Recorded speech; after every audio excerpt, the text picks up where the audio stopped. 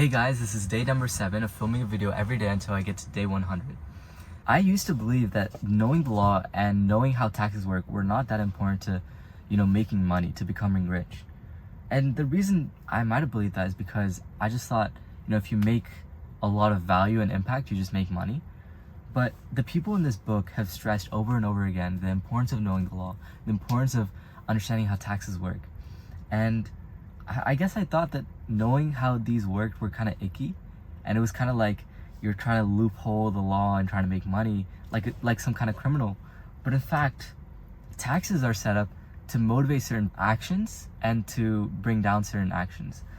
When they decrease interest rates, they want you to go out and get loans. And knowing that is important to being financially intelligent. And I think that's something I broke down today, which is that knowing the taxes and knowing how the law works is not icky at all. It's just you building your financial intelligence.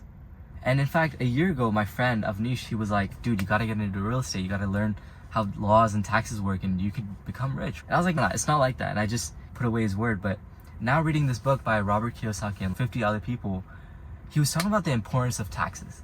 And what I want to show here is a graph that he showed, which is that, okay, so there's 4 types of people in the money-making world, right?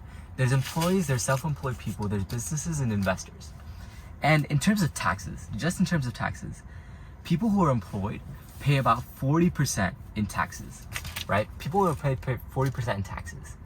That's like about half of their income.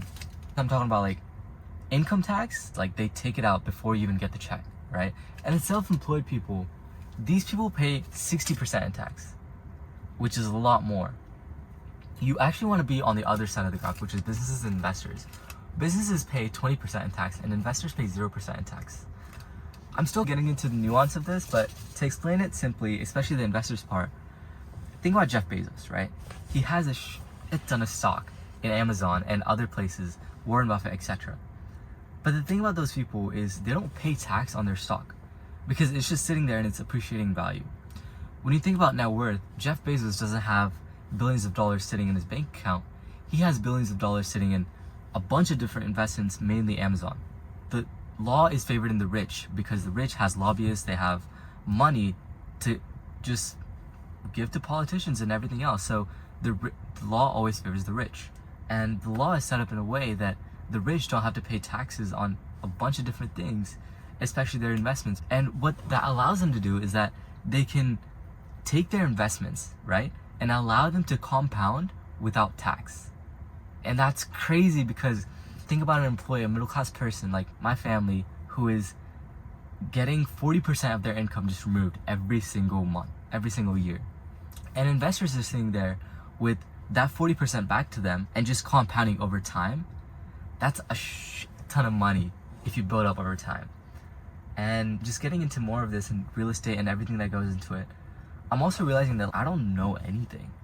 I feel super lost and my insecurities are flaring up about feeling dumb and feeling not smart.